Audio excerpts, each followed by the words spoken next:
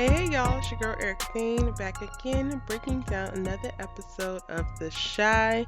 In this video, we are going to talk about episode 6, Candyman. Let's get into it. The episode opens on Kevin, Jake, and Gemma and the fight scene, and which ultimately turns into Kevin hitting a teacher. It's interesting that they took this route when doing the fallout, because we saw last episode that Kevin stumbles upon Gemma and Jake kissing at the hotel for the mayoral's ball, and Gemma and Jake sneak off and are kissing in the hallway, and for whatever reason Kevin also goes to look for them and actually finds them in this big old hotel in a little hallway ducked off, and instead of confronting them in that moment, he kind of just runs away, really hurt. For me, I don't know, I've been looking at a lot of the episodes this season and like wondering if the characters that we have seen thus far will make the decisions that we currently see them making, and I could totally see Kevin responding the way that he did, but then for them to follow it up and then have him go off in the classroom, I'm like, well then, sir, you should have just smacked Jake while y'all was in this hallway and got that over with, because now you done got yourself expelled from school. Now what you gonna do? In this video, we are really gonna talk a little bit more about the whole Jake, Gemma, and Kevin situation, because it is time and it definitely comes to a head in this episode. But I'm still very conflicted on it. Like, so conflicted about how the whole thing played out. In this episode, we get to see more of Papa, but I'm kind of disappointed with how they are using his character this season. Him overstepping, taking the shine from Maisha, it just, I don't know if it reads true to Papa. He has a conversation between Gemma, Jake, and Kevin, which is good in theory, but poorly executed. And I believe it's poorly executed because the priority is his ratings and views for his podcast and not actually healing and helping his friends. Similar to how he winds up putting himself in a position to get left by Maisha, or they need a break in space, because instead of being able to sit in the moment of her photo shoot and really just support her, he chooses to shamelessly plug himself. And almost, it's like a disrespect in twofold, because one, he does it before she even gets a chance to do it, so he assumes that she's not going to do it, and then two, it just outright, he takes the shine off of her and then tries to make sure he corners a little bit of it for himself.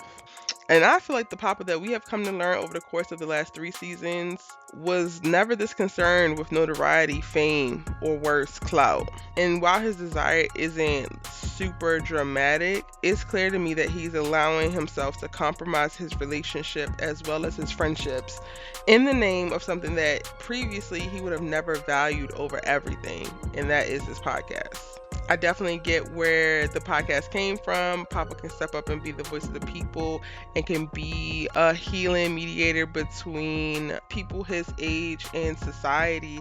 But even that, over the course of the season, has shifted to him just trying to get notable guests, trying to get as many views as possible, instead of worrying about just doing the work of having the tough conversations or having the conversations that people aren't having. Similar to how his character has been throughout this series. I feel like Papa has been a character that has always been wise beyond his years and able to show up and give that wisdom and help save his friends and family around him, including his dad. Like last season, we saw the whole issue with his dad and corruption and how he was able to confront that.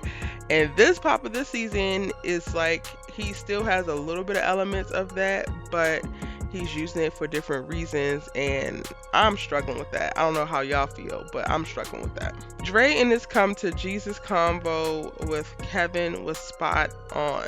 However, Kevin's rebuttal of "what if I just want to be a kid" shook me. Like, I literally paused for a second while watching, because that was such a powerful statement, especially because Dre turns around and responds that you don't have that luxury. And so many of our Black children do not have the luxury of actually just being children. They are placed in traumatic situations, stressful situations, having to grow up very early, or adult situations at a very young age. and because they are able to adapt and navigate, it's almost like it's expected for them to do so. And in this moment, I kind of started to give Kevin a little bit more grace because I was so disappointed with Kevin this season. Like, yo, you're spiraling, you're flailing. And just that one statement helped me reposition him in my mind, because a lot of the things and the mistakes that he's making, it is from him just, wanting to be a kid. But we've already seen him for the last 3 seasons be put in these very adult situations and have to grow up really quickly. So I think I was looking at him like, dang, you know better, you could do better. But it's like, yo, he shouldn't have to. In all honesty, he really shouldn't have to. The reason that he gets expelled is half his fault, because he's responding to his emotions behind the betrayal given to him by his best friend and his girlfriend, and he is yet to be maybe coached or taught with how to unpack those emotions or how to deal with that betrayal. And he's a kid, so he lashes out, and unfortunately other things happen. And it's just unfortunate for Kevin that it seems like a string of unfortunate things seem to keep happening to him, and then on top of that, he's making decisions as a kid that does not help him along the way. Ooh, child, Roslyn seems genuinely concerned about Judae'a once he is shot and then placed in the hospital. But then that kind of shifts, because she also seems to be getting way too comfortable speaking from the mayor's pulpit. And I think things come to a head for her when she realizes that Judae'a is looking for Tracy to show up at the hospital. Meanwhile, she's been there day in and day out, really supporting him as his wife, as well as backing him up in his mayoral duties and assuming that role as well. So child, just when I thought that with her being concerned about the shooting and wanting to support him and be there, and actually seeing that, oh wait, she really does love this man, even though they have their little whatever they got going on, that is quickly wiped away, child, with the contempt that she has for his relationship with Tracy.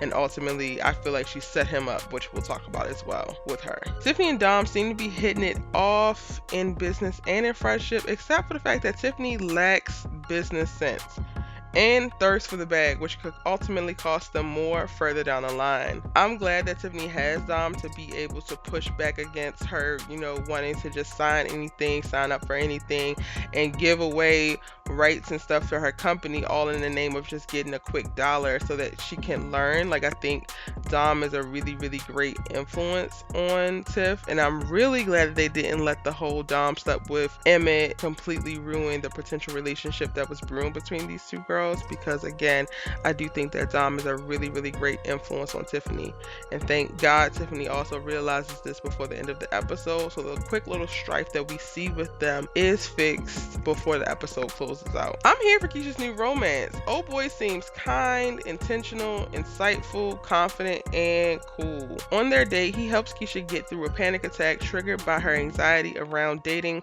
physical touch, and this new environment. And not new environment like the actual physical environment, because she's been to Smokies plenty of times, but she has yet to be back in a space of potentially pursuing romance or accepting the adoration of another male after she was abducted.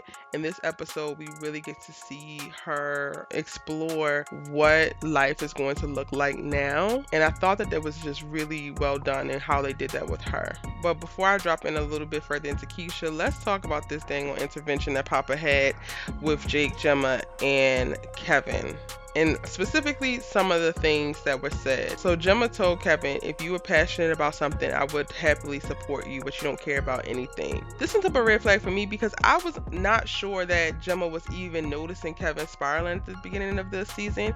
She seemed to be so preoccupied with her achievements and her thoughts and what she had going on, that while Kevin was drinking and doing things to like self-harm himself, she never really said anything. She never really did anything in relation to that. And I was personally expecting her to be like, yo, you need to get your stuff together, like, what are you doing? This is not cool. And that statement that she made let me know that she saw it, and maybe that was where it was the beginning of the end for her, and she started to check out when Kevin was no longer the strong, opinionated black male that she saw before, but a weaker version who was succumbing to self-harm and dealing with some traumas that she was not willing to actually work through with him. Which also brings the question, which I brought this up in previous video breakdowns, but I feel like Gemma's character has changed this season, because I don't know if the Gemma before would have just completely ignored all of these red flags and cries for help from Kevin. And Kevin responded, "I care about you." With that response, I feel like there were no other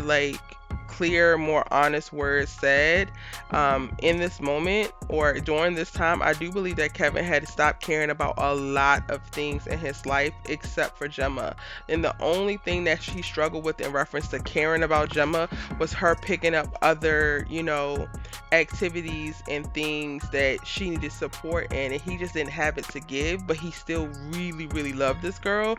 And I think that was a big thing that he was struggling with from the beginning of how does he maintain his relationship and his love for this young woman when he's also disinterested in all of the activities that she has going on. And he was disinterested not because they weren't great causes to get behind, but he had already started to check out of his own life, so how can he check in to all of the activities of this other person's life? And Gemma said you can't keep self-medicating and projecting your hurt on people, which was so very true. But I'm like, girl, why didn't you tell him that when he was doing it? Why did you cheat on him with his best friend, disrespect him, and then now decide to tell him this very true statement that he needed to hear, but you couldn't say it when he actually needed to hear it? And the only thing that Jake said in the whole conversation was, "Man, you haven't always been loyal." And Jake's complete disassociation confuses me. Like, why is he so cool with getting with Kevin's girl? Why does he have not a lot to say? To me, Jake reads like the friend who was never really your friend this entire time. But I really do believe that Jake and Kevin have been friends up until this point, like real friends. So I'm really struggling with Jake's character this season because I know that he's on his own journey, and after the police abuse that has shifted something for him. I never really thought that at his core he would shift to a place of such dismissal of Kevin and Kevin's feelings in the way that he's handling this whole Gemma thing. And then the last two things I wanted to point out from this conversation was that Kevin said, "I can't keep spending my whole life walking around supporting you," and Gemma said, "I'm not the same girl that you met last year. I need something different." And to me, that speaks exactly to where each of them are in this current place in their lives. Kevin wanted to still be in a relationship with Gemma, but he didn't want to take up picket signs and protest and be active and involved with so many things that Gemma was involved in. And I honestly don't think that he had to. I think that in a relationship, yes, you can support your partner, but you don't have to now go along and be involved with every single thing that your partner is involved with. And I think that that's something that Gemma has missed, but she's going to learn with Jake, because I don't necessarily believe that Jake is going to be the one to go along with every single thing that she wants to do either. I think Jake, as we can see, is only checked into what she has going on and supporting her now because he has been a direct recipient of the abuse that she's fighting against, and he has been a victim of the system in which she is completely anti. But once I think that he doesn't see himself in the causes that she's actually attaching herself to, then she's going to also see that not every single thing is your partner going to be there with you, right next to you, by your side on the front lines. And again, Gemma is not the same girl that we met last season. So the fact that she said this, I was like, okay, great, because this is validation that she has shifted. I mentioned this in my last episode breakdown, but I feel like with her going from Kevin to Jake, I think that she's leveling up in her gangsta boo pursuit, and I don't necessarily like it. I don't like where I feel like she's going. I feel like she's also using these two black men in particular to explore a different part of life that she is not privy to, but they offer a little bit of access and a gateway into. Maybe she's really into Jake and could fall in love with him. Maybe she's not. That to me has yet to be seen because of how they handled it. But I swear, when I heard her say that statement, I was like, girl, we know it. You ain't even gotta say it, but I'm glad you did. But we know that she was not the same girl. You are less poised, less tactful, a little bit more disrespectful, and not as convicted or grounded in her morality as I thought that she would be. And we get a moment in the middle of the episode when Jake says he loves Kev, but he can't live his life for him. But you honestly can't tell that he has love for Kevin and how he's been moving with this. Especially since he's supposed to be this badass that isn't afraid of anything, but yet he's running around with Gemma while her and Kevin was still in the relationship and didn't push hard enough to be honest with him and nip the drama in the bud. The best part of this scene and Jake and Gemma in this episode is how it sparks the conversation with Jake and Trig and then Imani and Gemma. Trig breaks down the importance of connecting on a deep level and investing in her being pleased both intimately and mentally if they're going to go this route. And he stresses the importance of making Gemma feel special, and it gives exactly what it should give, and so many other birds and the bees talks that others are having. And I love that Imani gives a body positive, sex positive talk with Gemma. It's completely unexpected by Gemma and the audience. Well, it lines up for Imani's character, but again, I feel like both of these sex talks that are had on screen are very different than what the normal sex talks are, and it really lays out a good blueprint for how people should move forward in having sex talks with younger people. And thank God, y'all, that Trig and Imani are back on the same page, and Rashad is gone. So we are back in business with one of my favorite TV couples. And where's Charlamagne the God when you need him to give out Donkey of the Day? Because Nina needs one. Congratulations, sis. You have played yourself, your marriage, and the stable relationship you both have worked so hard for simply because you were too afraid or petty, I can't figure out which one, to use your words and confront Dre about lying when you felt like she was having an affair with Jada. Hell, you could have went up to Jada as a woman before you decided to jump into some strange woman's bed in order to make yourself feel good. Nina, I know, girl, this has been a very stressful few years. You got married to a woman your daughter hated. The daughter was abducted. Your son has been in and out of trouble and struggle and trauma for quite a while, and now everyone is on the tail end of all of this, and you're just trying to figure it all out, but still making mistakes along the way. But sis, this cheating was not it. Ultimately, it's going to hurt you more than the few minutes of feel good and put a stain that you will feel guilty about if you don't reveal the affair, and ashamed once you actually do. For the foreseeable future. Nina literally looked at the fire of lies and drama. Instead of getting water, she grabbed lighter fluid and made it 10 times worse. Child, a mess. And that moment with Tracy and Douda confused the hell out of me. I think Roslyn denied the funding for the community policing, and Tracy jumped to conclusions and thought it was Douda. But I really believe that he believes in what he told her, as well as he is actually falling in love with her. And Dre breaking down when she's telling Nina about Jada sent me. You can tell that she was holding it as long as she could, and once she was caught and finally able to release it all, just came out. Every episode they have me struggling with tears, y'all, either full out crying or just on the brink of it, and this moment almost brought me to tears that was just streaming down my face. Ooh. Side note, this episode featured guest stars from Iman Shumpert as well as The Brat, which was a pleasant surprise. And before the episode ends, we see Keisha make a decision that she wants her baby back, and I didn't see this coming, but initially I could see her never giving the baby up. From the process of looking for an adopted family, you could tell that she was second guessing the whole thing, and now that she is trying to put her life back together, I think she's also trying to figure out how much of her old life she wants back and how much of her new life she wants to accept, make peace with, and find joy from. Last but certainly not least, I think that they're doing a great job showing Jada's story and the full nuance and complexities that come with a cancer diagnosis and a subsequent treatment to fight for your life. Alright, y'all, that is my episode 6 Candyman the Shy breakdown.